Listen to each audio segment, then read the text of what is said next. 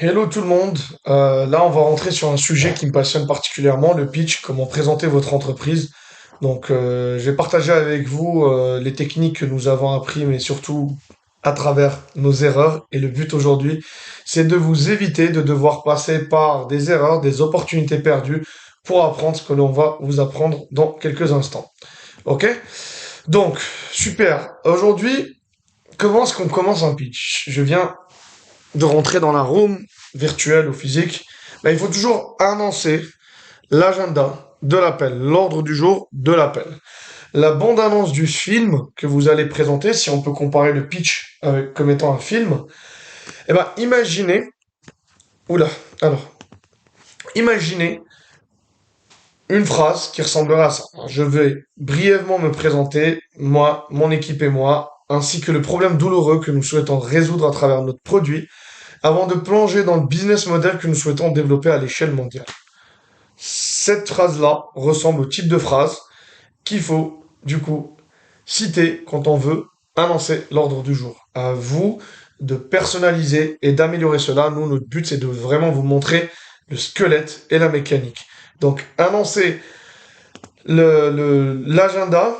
Pourquoi est-ce que c'est nécessaire? Parce que ça va vous permettre de suivre votre rythme de pitch, votre structure. Rappelez-vous aussi qu'un investisseur qui vous force, qui souhaite changer l'agenda, ben c'est un investisseur qui est susceptible d'être un thinker. Comme on l'a couvert, donc quelqu'un qui est plutôt, qui va être très très précis, un peu rigoureux, un peu peut-être, comment je pourrais appeler ça, pas flexible du tout. Et donc déjà, si vous annoncez un agenda et que l'investisseur vous dit non mais ça me va, ça me va, j'aimerais juste te poser trois quatre questions sur ça précisément, vous êtes presque à coup sûr sur un thinker type of investor et donc vous allez répondre en conséquence comme on vous l'a appris dans les modules précédents.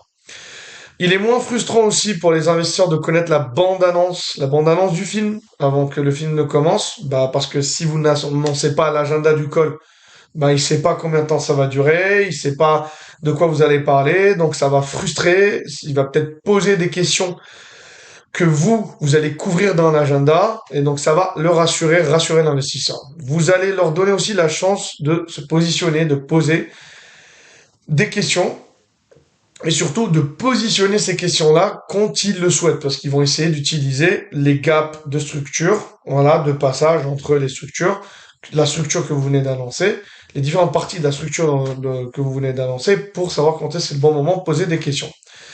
Les pauses entre les structures, les différentes structures du pitch, sont des occasions aussi pour vous assurer de la bonne compréhension. Rappelez-vous que sur un module je sais plus si c'est le module précédent, mais en tout cas je pense, je vous avais expliqué que ce qui est important, c'est d'obtenir des oui dans la tête de l'investisseur. Oui, oui, oui. Enfin, beaucoup plus de oui que de non et le maximum de oui, surtout au début et à la fin du pitch.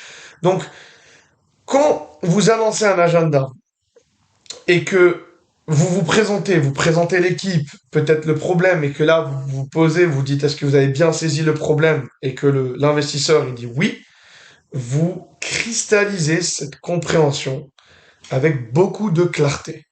Vous facilitez du coup la suite et vous créez cette sensation de confort auprès de l'investisseur qui se dit je comprends ce que ce fondateur est en train de me dire. Donc faire des pauses et vous assurer, confirmer, reconfirmer que ce qui vient d'être dit a bien été assimilé par l'investisseur, croyez-moi, c'est une des techniques simples mais tellement importantes et cruciales dans le pitch pour réussir à closer un investissement ou même un partenariat avec un client.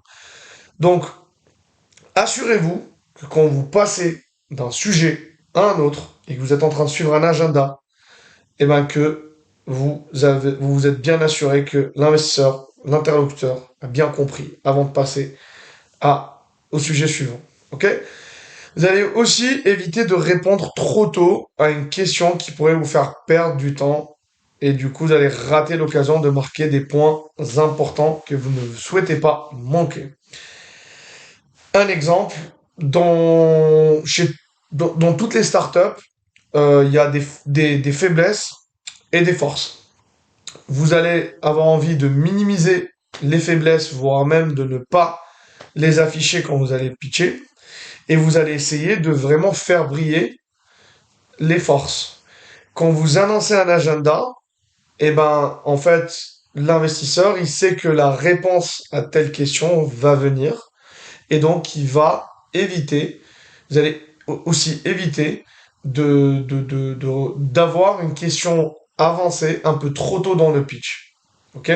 Parce que vous allez surtout vous donner le temps de gagner un peu de confiance, de mettre l'investisseur à l'aise, de marquer quelques points, et ensuite être prêt à attaquer la question qui fâche, mais surtout choisir le timing des uppercuts qui peuvent faire un KO, donc striker un bon résultat. Ok? On va voir cela ensemble. Si l'investisseur suit votre agenda, ça sera la majorité le cas. Pour la majorité des investisseurs le cas. À part les thinkers vraiment, les thinkers qui, on va dire les purs thinkers. La règle numéro un, assurez-vous qu'à la fin de la conclusion d'une section, vous demandez aux investisseurs que c'est clair pour eux. Ça, on a couvert. La règle numéro 2, s'ils ne posent pas de questions, posez des questions à leur place pour transformer passivement leur intention en véritable intérêt. Qu'est-ce que je veux dire par là? Ça m'est arrivé une fois de dire à une investisseuse, enfin un investisseur, une femme qui souhaitait investir dans ma startup, est-ce que vous avez des questions? Et ben cette personne m'a dit quel type de questions d'autres investisseurs t'ont posé pour que je puisse le savoir. Ça, elle a eu le courage et l'honnêteté de me poser cette question. Quels sont les types de questions qu'on a l'habitude de vous poser? Mais la plupart des investisseurs n'auront pas de questions forcément sur place. Et si vous êtes proactif et que vous dites, ben, peut-être vous posez la question de la profondeur de taille de marché, mais peut-être que vous posez aussi la question de la difficulté de mise en place technique. Et là, il va vous dire, oui, oui, effectivement, ce serait intéressant de discuter de cela. Ça va montrer, primo, que vous êtes en maîtrise, que vous n'avez pas peur de répondre même aux questions qui fâchent. La beauté de cela, c'est que ça vous permet de vous préparer en amont au lieu de devoir improviser. Vous allez avoir une réponse solide avec des faits, des chiffres. Et surtout, cela va donner l'impression à l'investisseur de vous avoir posé plein de questions, même s'il n'en a posé aucune. Évitez du coup nos erreurs. Ne tenez pas pour acquis que votre pitch deck, votre présentation est aussi claire pour quelqu'un qui n'a jamais vu votre pitch, qui n'a jamais entendu parler de votre business, qu'elle l'est pour vous. Souvent, on travaille sur une présentation, on la voit, on la revoit, et on se dit, non mais c'est très clair, ça s'explique pas, c'est self-explanatory. Et donc du coup, ce qui se passe, c'est qu'on prend beaucoup de distance et on se dit, bah c'est pas possible. En fait, ce slide, il explique rien. Et puis ce chiffre, on n'arrive pas nécessairement à la même conclusion.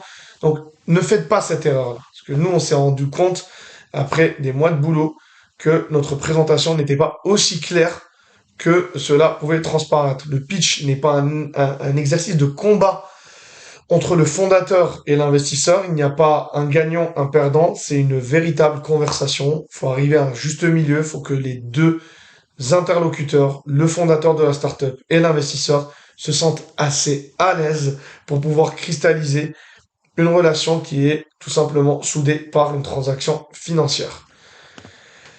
Du coup, dansez avec l'investisseur. Règle numéro un, si l'investisseur ne souhaite pas suivre votre agenda, encore une fois, vous faites face à une interruption, que ça soit au départ ou en plein milieu, où l'investisseur vous dit non, non, ça j'ai compris, ça j'ai saisi, j'aimerais plutôt parler de ça. Moi-même, nous, on a paniqué au départ. Donc, il est essentiel de montrer que vous êtes en plein maîtrise de la situation, que vous êtes prêt, que vous répondez simplement et tout simplement à la question et n'essayez surtout pas de fourrer des réponses non pertinentes sur d'autres sujets dans la question. Ça, je le vois tout le temps, où il vous pose, l'investisseur, la question sur votre business model, et là, il y a l'entrepreneur qui parle d'une feature ou d'une fonctionnalité de son produit en troisième point. Un de mes défauts, par exemple, que j'ai dû corriger, c'est que parfois un investisseur, vous devez lui donner un seul point pertinent, maximum deux. Et moi, je lui donnais 5 points pertinents. Et même si ces points-là étaient pertinents, ben, l'investisseur avait déjà oublié la réponse au premier point. Donc, il vaut mieux choisir un argument fort, voire deux maximum quand vous devez répondre à une question, que d'en choisir même quatre forts, parce que cela va un peu brouiller le message auprès de l'investisseur. Mais surtout, plus important, juste répondez à la question. Quand on est parti en finale de Y Combinator à Silicon Valley, c'est un entretien qui dure 10 minutes où il faut répondre aux questions. Alors mon associé et moi, on pensait pouvoir répondre aux questions de manière simple en se timant à moins de 20-30 secondes. Mais en réalité, je vous invite aujourd'hui à mettre un timer de 20-30 secondes par question et essayer de voir en réécoutant votre enregistrement si vous avez véritablement répondu à la question de manière claire. Ok? Voilà, vous allez être surpris et du coup vous allez vous entraîner encore et encore jusqu'à ce que ça rentre. Règle numéro 2. Si vous vous attendiez à 45 minutes de conversation et que l'investisseur ne dispose que de 10 à 15 minutes, franchement, encore une fois, n'essayez pas de suivre l'agenda et de forcer le rythme auquel vous vous attendiez. Répondez tout simplement aux questions et s'il n'y a pas de questions, priorisez les points les plus importants en formulant une hypothèse sur le profit de l'investisseur. Si vous pensez que c'est un thinker, allez directement droit au but, aux chiffres, aux faits. Si vous pensez que c'est un director, parlez des tendances, du scale-up, des prochains tours de table. Si vous pensez que c'est un dreamer, donc un rêveur, parlez surtout de la douleur du consommateur, de l'innovation, de l'impact social et du coup de comment vous allez changer la vie de millions de consommateurs. Du coup, évitez encore une fois nos erreurs. J'en profite pour faire ma pause voilà, ma pause sur chaque module, de vous dire voilà les aléas du direct. Mais c'est comme ça chez Star Founders, hein. On est naturel, direct et spontané. J'espère que certains d'entre vous aiment notre manière de faire. C'est le but même de la startup. C'est un peu de pouvoir s'adapter à toute situation, comme celle-ci. Alors, du coup, éviter nos erreurs. La première fois que nous avons rencontré un investisseur qui refusait de suivre notre agenda, on s'est vraiment senti frustré. Notre première réaction naturelle, c'est de résister et d'essayer de forcer notre présentation. Qu'est-ce que cela veut dire? Ça veut dire que quand quelqu'un nous avait dit non, mais moi j'aimerais poser la question sur ça, qu'est-ce qu'on faisait? On disait oui, mais j'aimerais quand même te présenter ça, ça, ça avant d'arriver là. Faux. Erreur fatale. Juste adaptez-vous. Répondez à la question, vous aurez l'occasion de revenir sur les autres sujets. C'est difficile à croire, mais nous avons réussi à conclure une transaction sur un ticket d'investissement de plus de 70 000 dollars grâce à une conversation qui a duré 10 minutes avec un investisseur potentiel. Comment on a réussi à faire ça? On s'est dit, bon, il n'a que 15 minutes, 10-15 minutes. Ok, nous on pense que c'est un dreamer. Nous on pense que c'est un investisseur qui appartient à la persona psychologique de dreamer. On en a encore une fois parlé. Qu'est-ce que c'est un dreamer? Qu'est-ce qu'il faut faire pour convaincre un dreamer? Si vous avez vu le module pertinent sur ce sujet. Donc, en choisissant les sujets, les points les plus pertinents pour conclure cet investissement, on a réussi à convaincre cet investisseur d'investir en moins de 10 minutes. Ça n'arrive pas tout le temps, mais on était là, on était prêt à saisir cette opportunité. Et du coup, comment on a réussi? C'est en ne parlant pas de tendance industrielle, de tendance d'industrie, de scale-up, qu'un director, un directeur type, si l'investisseur était un directeur, ça aurait été pertinent, mais ça ne l'était pas du coup pour le dreamer. On n'a pas parlé de business plan parce que c'était pas un thinker. Et on n'a pas parlé de la rationale économique. On est resté sur ce que le dreamer veut. Encore une fois, l'impact social, l'histoire personnelle, pourquoi est-ce qu'on fait ce produit, en quoi ça change et ça résout une douleur. Il s'avère que ce dreamer avait déjà vécu cette douleur. Et pourquoi est-ce que notre produit est la réponse, pourquoi nous, l'équipe, on est la bonne équipe pour cela. C'était suffisant pour cet investisseur qui était 100% dreamer pour pouvoir investir. Voilà. C'est vraiment un exemple qu'il faut... Enfin, je peux pas être franchement plus clair que ça. Réussir à convaincre quelqu'un de mettre 70 000 dollars en moins de 10 minutes, ça ne vient pas au hasard, c'est parce qu'on a aussi suivi un système. Et ce système-là a fait que les planètes étaient alignées, du moins, nos planètes étaient alignées. Et comment on a aligné les planètes? Encore une fois, on n'a pas voulu forcer notre agenda parce qu'on n'avait pas le temps. On a formulé une hypothèse au préalable et on l'a suivie. Celle que l'investisseur était un dreamer et non pas un thinker ou un director. Et on a sauté sur l'occasion en balançant les munitions les plus pertinentes pour un dreamer. Et c'est comme ça qu'on a réussi à gagner le deal et à lever ces 70 000 dollars à ce moment-là. Du coup, ne dansez pas le rock'n'roll si les investisseurs aiment la musique classique. Adaptez votre style. Règle numéro un. Adaptez votre niveau d'énergie et votre style de narration. Aujourd'hui, vous le voyez dans mon cours, je parle un peu avec un rythme un peu plus soutenu, une vitesse, un côté un peu détente et instinctif. Mais dites-vous que je ne pitch pas de la même manière selon le profil de l'investisseur. Il y a des investisseurs qui sont plutôt réservés, introvertis, plutôt thinker, très succincts, des gens où je sens que mon côté plutôt naturel ne va pas fonctionner. Là, je vais complètement changer de temps et je vais parler de la manière suivante. N'oubliez pas que la mélodie est tout aussi importante que les paroles. Sachez que quand vous devez répéter votre refrain musical, c'est comme pour apprendre à jouer d'un instrument musical. Cela prend du temps. Alors, grandissez, maturez, enfin, essayez de ramener la maturité sur la manière avec laquelle vous allez prononcer vos mots, la manière avec laquelle vous allez discuter, la manière avec laquelle vous allez mettre des pauses, la manière avec laquelle vous allez utiliser votre énergie. Et là, vous venez de le voir, moi-même, pour vous démontrer cela, j'ai un peu changé mon temps, j'ai un peu accentué, j'ai même changé le timbre de ma voix quelque part.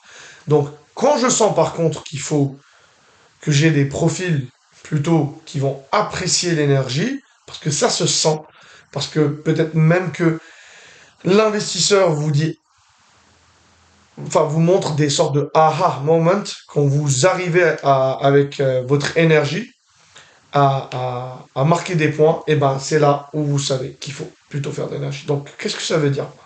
Si vous êtes plutôt introverti et que vous tombez sur quelqu'un de réservé, super, vous allez un peu, on va dire, trouver chaussure à votre pied. Par contre, si vous êtes introverti et que vous tombez sur quelqu'un comme moi qui aime beaucoup plus les personnes énergiques, eh ben, va falloir vous adapter. Tout comme moi, je me suis adapté en étant plus réservé, plus calme, moins énergique, moins speed et avec beaucoup plus d'écoute avec des personnes, des investisseurs qui, du coup, quelque part, passivement, l'exigeaient. Parce que vous êtes dans un exercice où vous devez convaincre, séduire la personne. N'oublions pas, ça reste une vente, ça reste une opération de séduction. Vendre à un client, vendre à un investisseur, c'est vendre. Vous vendez l'opportunité de d'investir dans votre startup. Pour un client, vous vendez l'opportunité de recevoir votre produit en échange de l'argent. Donc, ce n'est ni plus ni moins que le même exercice. Donc, adaptez-vous adapter votre mélodie de pitch au style, à la sensibilité de votre interlocuteur, qu'il soit investisseur ou client. Ok? Donc encore une fois, dans ce thème, ne dansez pas le rock'n'roll avec des investisseurs qui aiment le classique, s'ils sont classiques. Évitez nos erreurs. Nous avons perdu vraiment de nombreuses opportunités de conclure des accords avant d'apprendre ce point important. Donc si vous sentez qu'un investisseur part sur un temps très calme et lent, et qui ne, quelque part, n'apprécie pas votre niveau d'énergie, vous risquez de perdre sans intérêt, même si derrière, votre pitch est réussi et que le produit l'intéresse.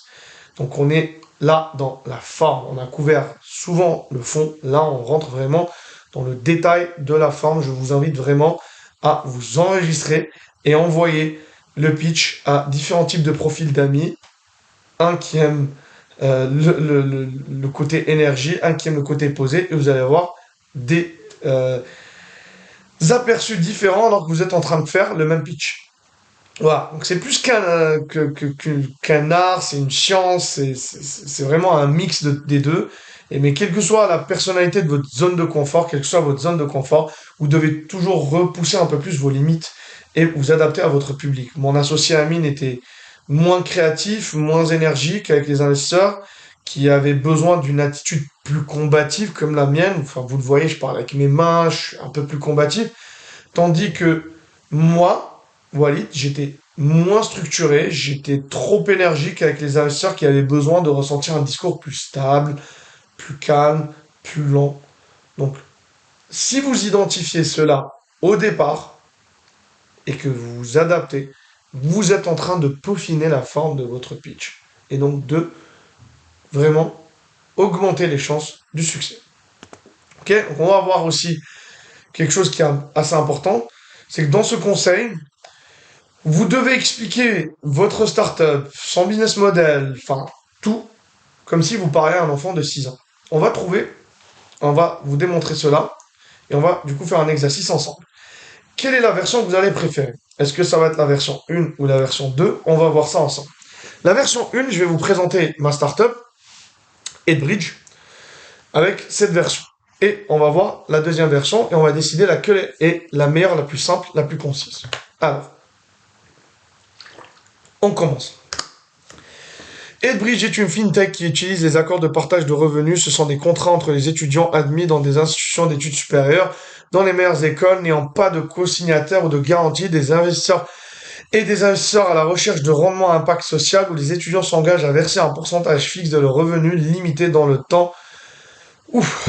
Nous adressons à un marché de 50 milliards de dollars par an en Europe. Nous voulons le faire à travers une plateforme de financement numérique qui assure le service de financement beaucoup plus rapidement que la concurrence qui applique déjà des taux élevés. J'avais même pas à lire la phrase. Ou cette version. Nous investissons dans les talents admis dans les meilleures écoles.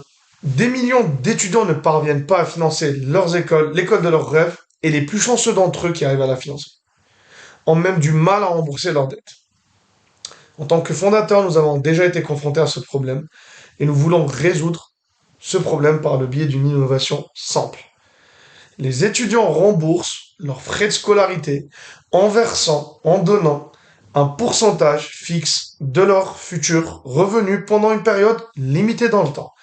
Et c'est qu'ils commencent à payer uniquement quand ils commencent à travailler. C'est un système flexible et abordable.